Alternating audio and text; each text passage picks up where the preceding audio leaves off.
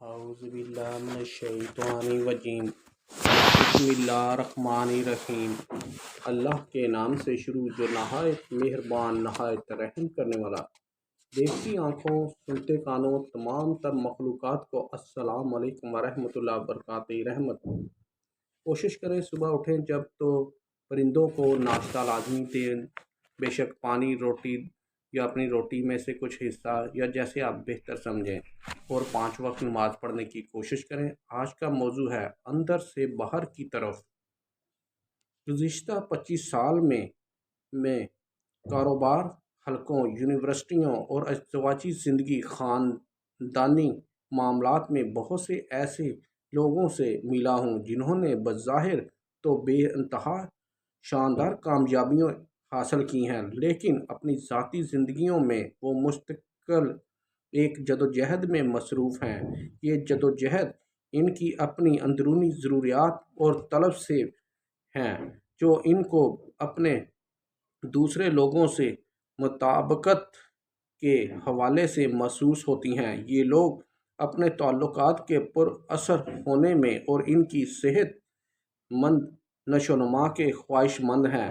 ان لوگوں سے ان کے مسائل پر بات کرنے کے بعد میرا خیال ہے کہ یہ بہت عام مسائل ہیں اور ان میں بہت سوں سے آپ بھی واقف ہوں گے۔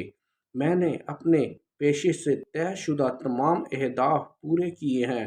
مجھے بہت کاروباری ترقی ملی ہے، لیکن اس ترقی کی قیمت میں نے اپنے اور اپنے خاندانی زندگی کی صورت میں ادا کی اور اپنی بیوی اور بچوں کے لیے اجنبی بن گیا ہوں۔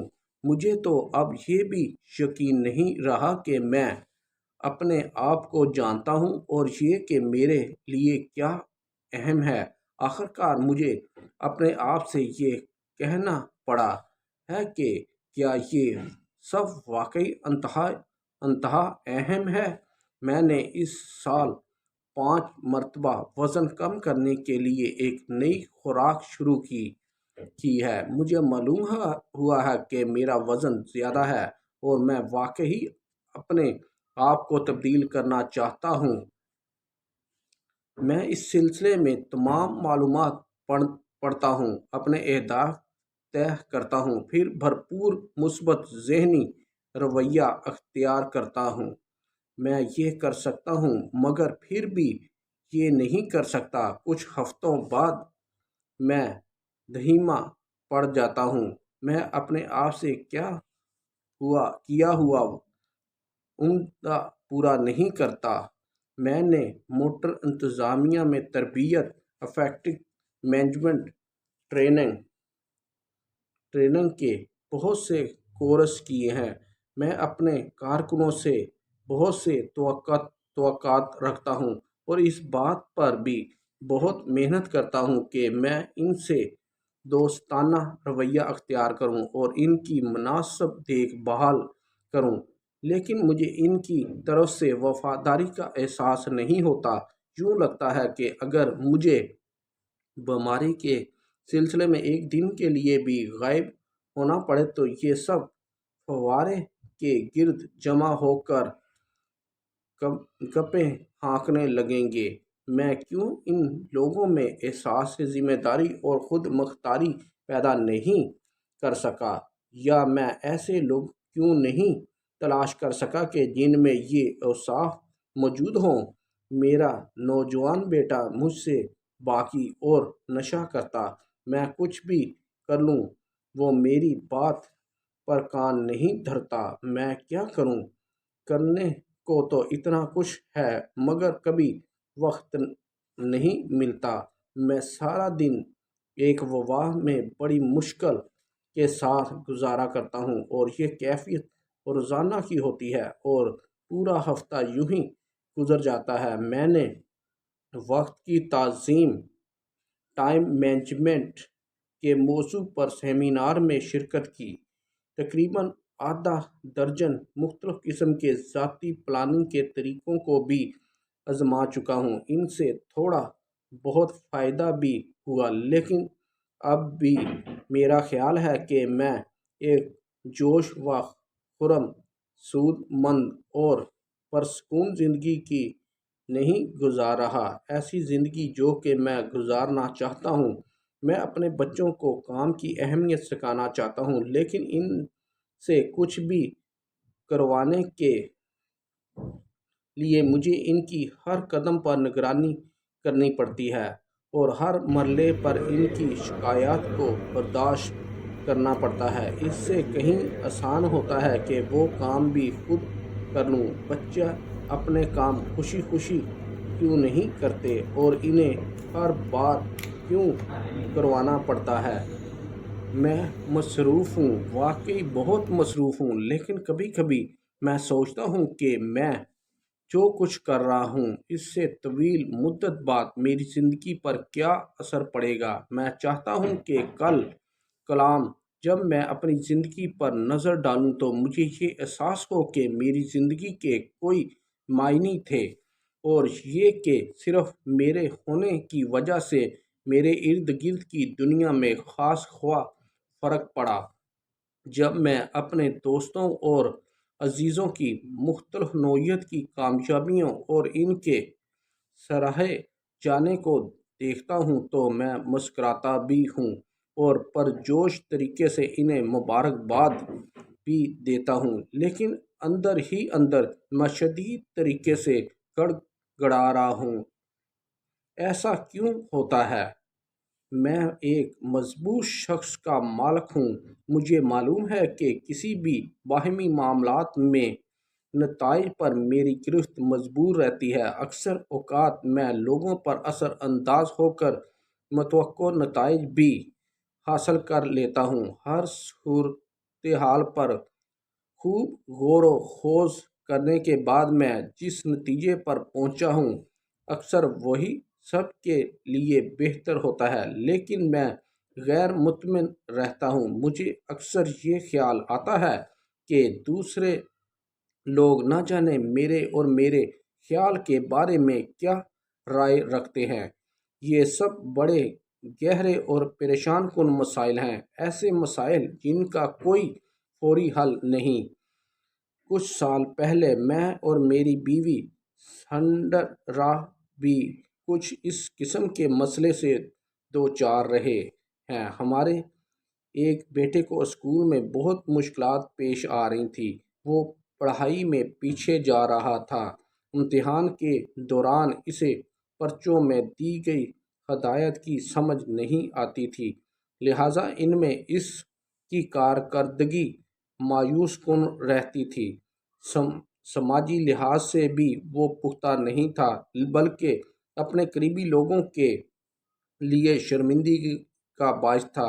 جسمانی لحاظ سے بھی مخنی، پتلا اور بے ڈھمکانا تھا۔ بیس بال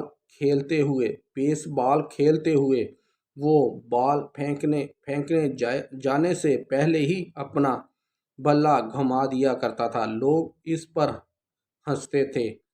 ہم دونوں اس کی مدد کرنے کی خواہش میں گھلے جا رہے تھے۔ ہم سمجھتے تھے کہ اگر زندگی میں کامیابی کی کوئی اہمیت ہے تو اس وقت بحیثیت والدین اس کی ہمارے کردار میں سے سب سے زیادہ ضرورت، لہٰذا ہم نے اس کی طرف اپنے رویے اور طرز عمل پر غور کرنا شروع کیا اور اسی نقطہ نظر سے اس پر توجہ دینی شروع کی۔ ہم نے مثبت ذہنی رویہ پیدا کرنے کے طریقے کی مدد سے اسے نفسیاتی طور پر سنوارنے کی کوشش کی۔ او بیٹا، شاباش، تم یہ کر سکتے ہو، ہمیں یقین ہے کہ تم کر سکتے ہو۔ بھلے کہ ذرا اوپر سے پکڑو اور نظریں گیند پر جما کر رکھو اور بلے کو اس وقت تک نہ گھماؤ جب تک گیند تمہارے قریب نہ پہنچ جائے، اور اگر اس کی کارکردگی میں ذرا بھی بہتری پیدا ہوتی تو ہم اسے شاباش دینے نہ تھپکنے تاکہ اس کے جذبے کو تقویت ملے۔ زبردست بیٹا، بس ایسے ہی مشقت جاری رکھو۔ جب دوسرے ہنستے تو ہم اس کی سرزنش کرتے، اسے اکیلا چھوڑ دو، اس کے پیچھے مت پڑو، یہ ابھی سیکھ رہا ہے۔ اور ہمارا بیٹا روتا اور اصرار کرتا کہ وہ بھی بہتر نہیں ہو سکے گا، اور یہ کہ ویسے بھی اسے بیس بال سے نفرت ہے۔ ہماری کوشش کارکردگی نہیں ہوتی تھی، جس سے ہم مزید پریشان ہو جاتے تھے۔ ہم محسوس کرتے تھے کہ ان تمام حرکتوں سے اس کی انا مجروح ہونے لگی تھی۔ جب ہمارے حوصلہ دینے کی تمام مثبت کوششیں رائگاں ہو گئیں تو ہم پیچھے ہٹ گئے اور صورتحال کا ایک نئے اور مختلف طریقے سے جائزہ لینے لگے۔ انہی دنوں جب پیشہ ورانہ طور پر ملک بھر میں اپنے مختلف موکلوں کے ساتھ لیڈرشپ کی ترقی کے موضوع پر کام کر رہا تھا، اسی سلسلے میں IBM کے افسر ان اعلیٰ ترقی کے پروگرام ایکٹیو ڈپلومہ پروگرام کے شرکاء کے لیے وہ 2 ماہی پروگرام میں مصروف تھا۔ اس تیاری اور تحقیق و ترقی کرتے ہوئے مجموعی انسانی زاویہ نگاہ اور اس کے بننے کے عمل سے خاص دلچسپی پیدا ہو گئی کہ کیسے زاویہ نگاہ ہماری طرز عمل کی تشکیل کرتا ہے اور کیسے ہمارے سوچنے کا انداز ہمارے طرز عمل پر حکمرانی کرتا ہے۔ اسی دلچسپی کے باعث میں نے نظریہ توقع، ایکسٹینشن اور تکمیلی خواہش کی تفصیلات کے بارے میں غور کرنے لگا۔ اس سے مجھے اندازہ ہوا کہ ہمارے زاویہ نگاہ جڑیں کس قدر گہری ہوتی ہیں۔ میں نے سیکھا کہ ضرورت اس بات کی ہے کہ ہم اپنی دنیا کو دیکھنے کے ساتھ ساتھ اس اینک پر بھی غور کریں کہ جس کے ذریعے ہم یہ سب کچھ دیکھ رہے ہیں۔ دنیا کے بارے میں ہمارے خیالات کی تشکیل کا اسی اینک کا انحصار ہے۔ جیسے جیسے میں نے اور سینڈرا رائے نے اپنی صورتحال پر غور کیا اور اس تصورات پر بات چیت کی جو میں IBM میں پڑھ رہا تھا، تو ہمیں اندازہ ہوا کہ اپنے بیٹے کی مدد کرنے کا ہمارا طریقہ اور اپنے بیٹے کے بارے میں ہمارا اصل تصور، ان دونوں میں کوئی مطابقت نہیں تھی۔ جب پوری ایمانداری اور گہرائی کے ساتھ اپنے احساس کا جائزہ لیا تو ہم نے جانا کہ اندر خانے میں ہم اسے بنیادی طور پر نااہل اور پیچھے رہ جانے والا سمجھتے ہیں، قطع نظر اس بات کے کہ ہم نے اپنے زاویے اور اعتبار کو سنوارنے کی گنتی کی کوشش کی، لیکن سب کچھ بے سود گیا۔ اپنے تمام مثبت الفاظ اور اعتبار کے باوجود دراصل ہم اسے یہ کہہ رہے تھے کہ تم ایک نااہل انسان ہو اور تمہیں ہماری حفاظت کی ضرورت ہے۔ ہمیں یہ احساس ہونا شروع ہو گیا کہ اگر ہم صورتحال میں بہتری کے خواہشمند ہیں تو پھر پہلے ہمیں اپنے سوچنے کے انداز کو تبدیل کرنا ہوگا۔ پڑھتے ہوئے جو غلطی ہو گئی اللہ تعالیٰ معاف فرمائے۔ بہتر طریقے سے اپنے نزدیکی کسی بہتر دوست سے بھی آپ مشورہ کر سکتے ہیں۔ تو ہمارے چینل NRK گرین اور NRK رائل کو سبسکرائب کریں، شیئر کریں، لائک کریں، اور A1 چینل کو لائک کرنے کے لیے گرین یا رائل چینل کے نیچے کاپی کرنے کے لیے جو سسٹم ہوتا ہے وہاں آپ جائیں گے تو وہاں کاپی نہیں کرنا، آپ نے وہاں A1 چینل ہمارا لکھا ہوگا، وہاں اسے اوکے کر کے تو سبسکرائب کر سکتے ہیں۔ تو کوشش ہے کہ یہ بہت جلد سبسکرائب میں آ جائے، کیونکہ آپ جتنا سبسکرائب A1 چینل کو ہمارے کریں گے اتنی جلدی یہ ریسرچ میں آ جائے گا انشاءاللہ تعالی۔ السلام علیکم ورحمۃ اللہ وبرکاتہ۔ رحمت آسانیاں پیدا کریں، آسانیاں تقسیم کرنے کی کوشش کریں، آمین۔